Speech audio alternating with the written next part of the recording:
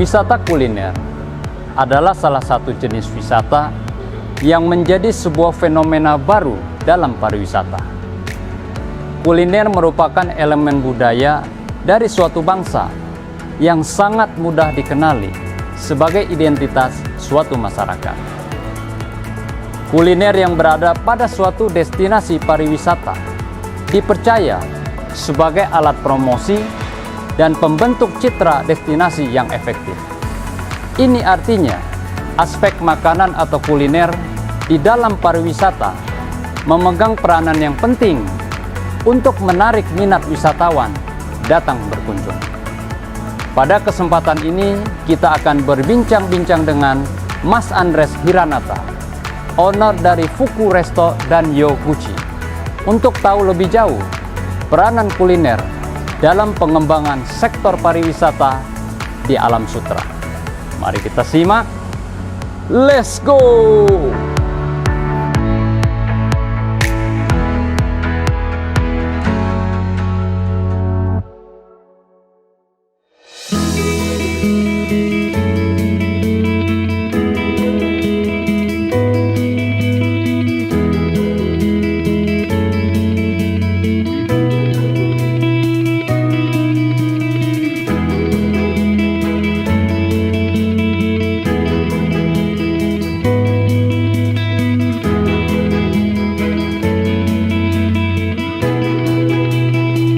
Halo Mas, apa kabar? Kabar baik Pak Iwan, apa kabar? Baik Mas Andres.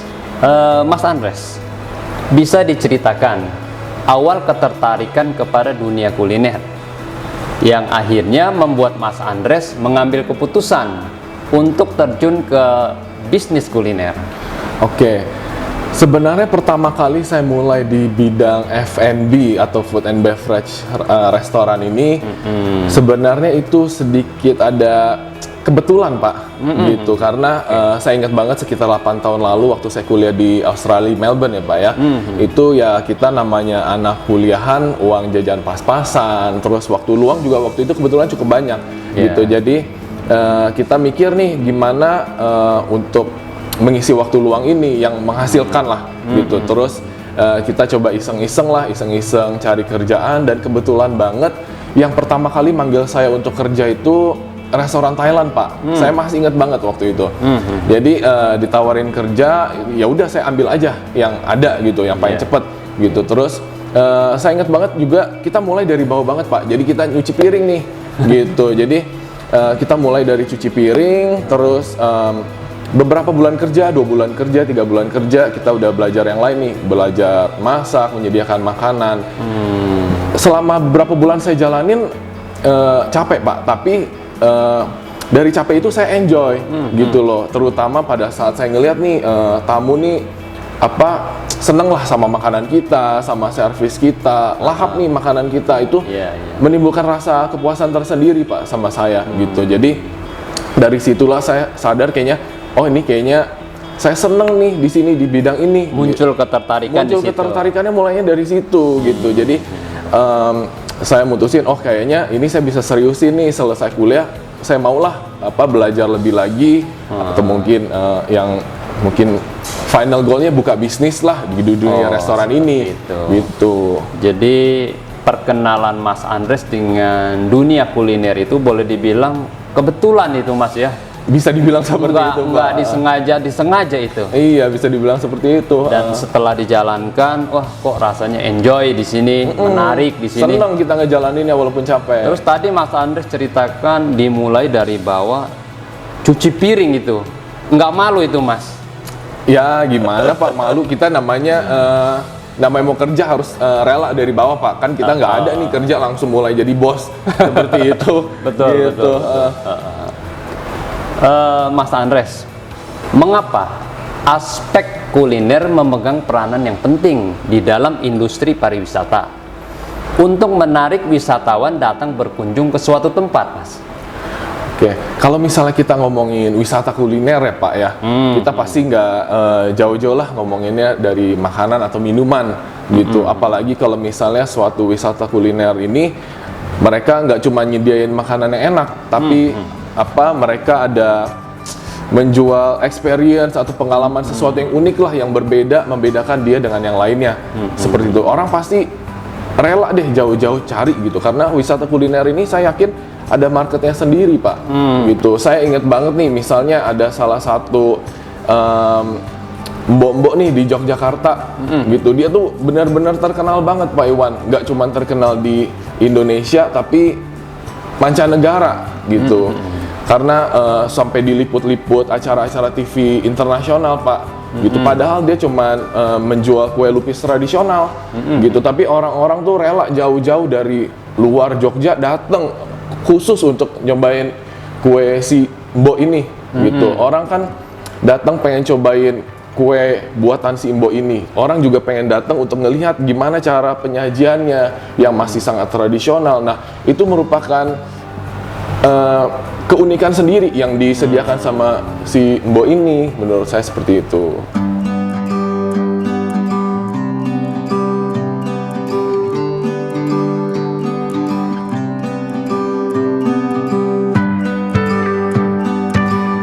Banyak orang menyebut istilah wisata kuliner.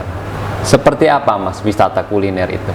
Wisata kuliner itu bisa dibilang kalau misalnya kita berpergian ke suatu daerah, negara, atau suatu tempat yang mengkhususkan kita untuk mencobai makanan atau minuman yang memang berasal dan khas dari suatu tempat tersebut, gitu. Gitu. Jadi yang memang spesialisnya di sana tuh apa, gitu. Jadi kita berlibur ke sana hanya untuk cobain itu, gitu. Secara makanan, pengalaman, atau lain-lainnya lah. Jadi satu perjalanan yang dilakukan untuk menjajal makanan yang belum pernah kita coba ya, Mas, ya? Betul, seperti yang spesial ya, yang hanya ada di sana. Seperti itu. Mas Andres, restoran Fuku boleh dibilang adalah restoran yang bermain di segmen masakan Japanese. Iya, betul. Apa yang menarik dari Japanese food, Mas?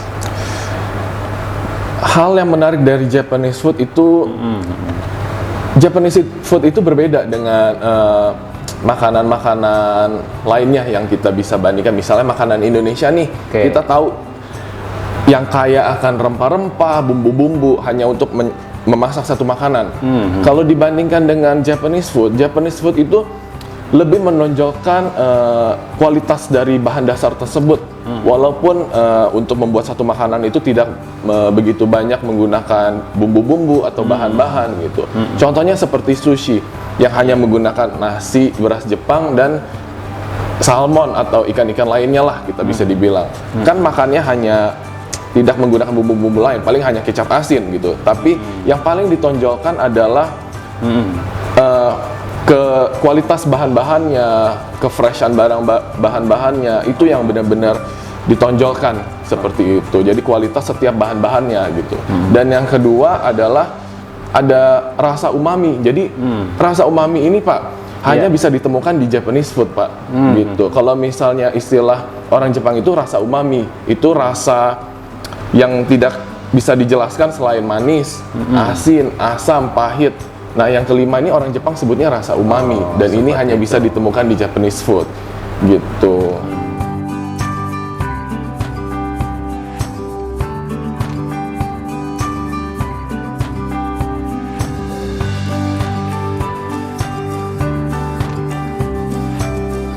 Kemudian, Mas, apa menu andalan yang ada di restoran Fuku ini, Mas?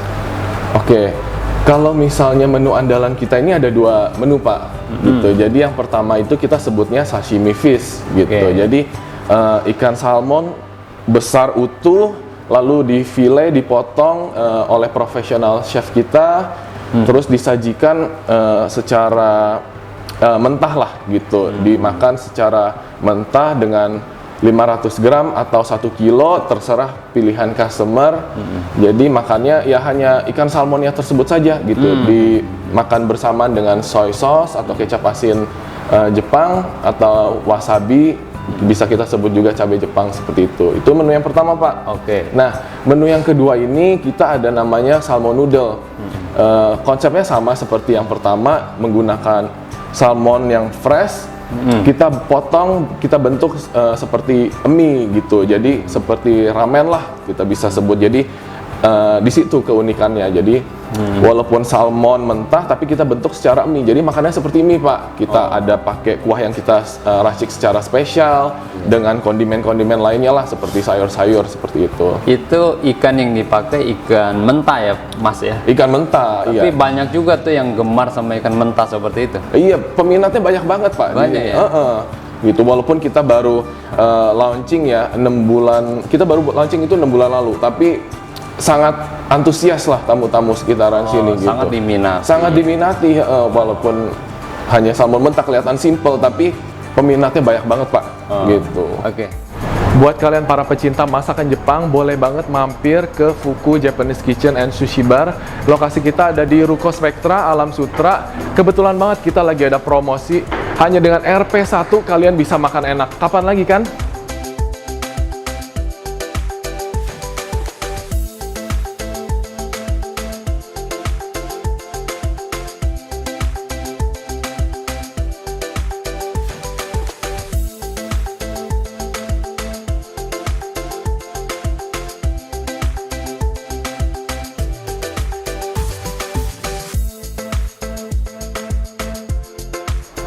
Mas Andres, menurut Mas Andres, apakah restoran termasuk ke dalam industri pariwisata?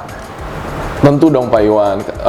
Mungkin bisa yang kita sebut salah satu yang terpenting lah, seperti itu. Pokoknya apapun yang mendukung para wisatawan itu untuk pergi berpariwisata, itu bisa disebut sebagai dalam satu kelompok tersebut gitu. Misalnya selain restoran ya, kita bisa sebut mungkin hotel itu yang menyediakan tempat tinggal untuk para wisatawan, atau mungkin secara transportasi, atau dalam bentuk souvenir juga gitu. Jadi semua bisnis yang mensupport lah, bisa kita bilang mensupport para wisatawan, ini tergolong dalam kelompok tersebut, seperti itu.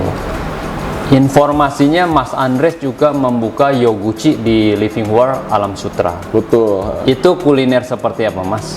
Jadi Yoguchi ini sebenarnya belum ada 1 bulan, Pak Iwan. Kita baru banget gitu Baru launching. ya? Iya. Jadi berbeda dengan Fuku yang di restoran ya, Pak. Kalau Yoguchi itu lebih kita menjual seperti jajanan lah, seperti itu. Bisa dibilang seperti snack. Kita fokusnya itu frozen yogurt. Frozen yogurt ya, Pak ya, bukan es krim atau gelato. Itu yang membedakan Yoguchi dengan yang lainnya. Lalu selain frozen yogurt yang varian rasanya banyak, kita juga ada jual kentang goreng atau ayam goreng untuk pendamping si frozen yogurt ini, seperti itu, Pak. Pertimbangan apa yang membuat Mas Andres tertarik bermain di segmen yogurt?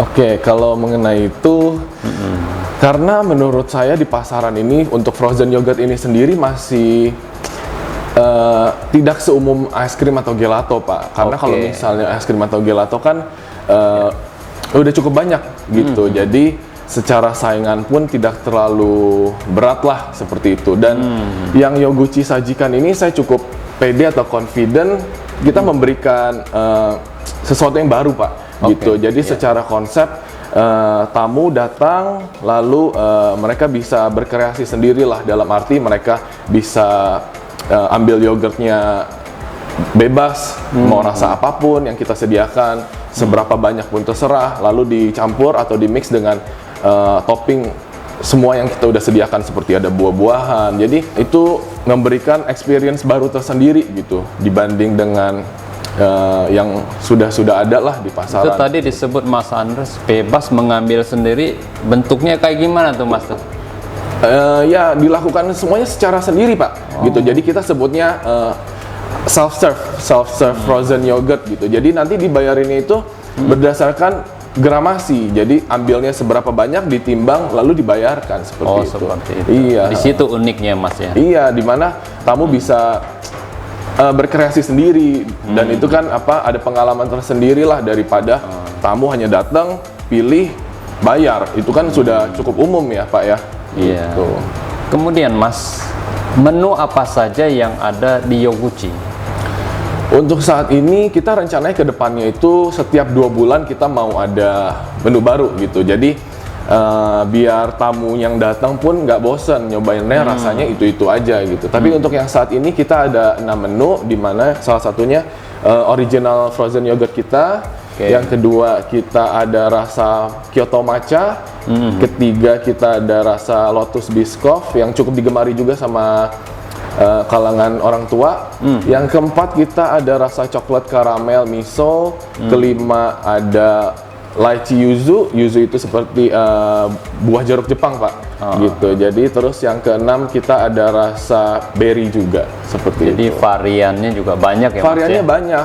Jadi itu bisa menjadi plus point kita lah gitu. Jadi tamu banyak pilihannya, nggak cuma 1 atau 2 seperti itu. Jadi yogurt itu juga bisa buat orang dewasa ya, Mas, nggak buat anak-anak aja ya? Nggak cuma buat anak-anak juga, soalnya saya perhatiin cukup banyak juga, Pak, orang tua atau yang dewasa lah yang beli gitu. Walaupun nggak bawa anak-anak, mereka sendiri ya beli, Pak. Seperti itu. Gitu. Jadi bisa semua kalangan lah, cocok lah. Buat anak-anak, buat dewasa juga bisa. Iya. Terus untuk kalian yang penasaran pengen cobain frozen yogurt kita, Yoguchi lokasinya ada di Living World Mall Alam Sutra Tangerang. Kebetulan banget kita lagi ada promosi buy one get one hanya sampai 31 Januari 2024. Sampai ketemu di sana ya.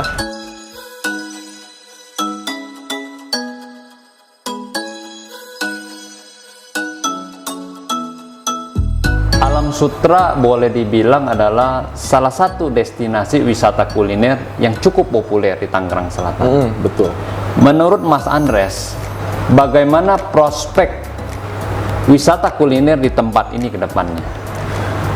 Untuk prospek kuliner di Alam Sutra atau Tangerang Selatan menurut saya cukup baik ya, Pak ya. Karena bisa dilihat Fuku sendiri aja udah ada tuh dari 2018 dan masih terus berkembang lah bisa dibilang di 2023 ini, dan saya cukup optimis ke depannya 2024 bisa lebih baik lagi gitu. Jadi saya cukup confident karena Alam Sutra juga kan dikelilingi oleh beberapa kota lainnya ya, seperti Bintaro, Serpong, BSD. Jadi saya cukup optimis untuk kedepannya akan lebih baik lagi seperti itu. Dan karena saya perhatiin juga setiap bulan, Pak, itu muncul kafe-kafe baru, restoran-restoran baru, kuliner-kuliner baru itu muncul, dan di mana itu menandakan kan marketnya ada, peminatnya ada gitu, dan hidup gitu loh, bisa dibilang destinasinya seperti itu. Optimis ya, Mas ya? Cukup optimis, Pak. Oke.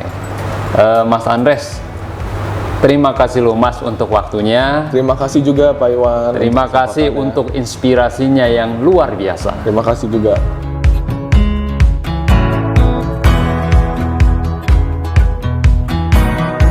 Teman-teman pariwisata, demikianlah perbincangan kita kali ini.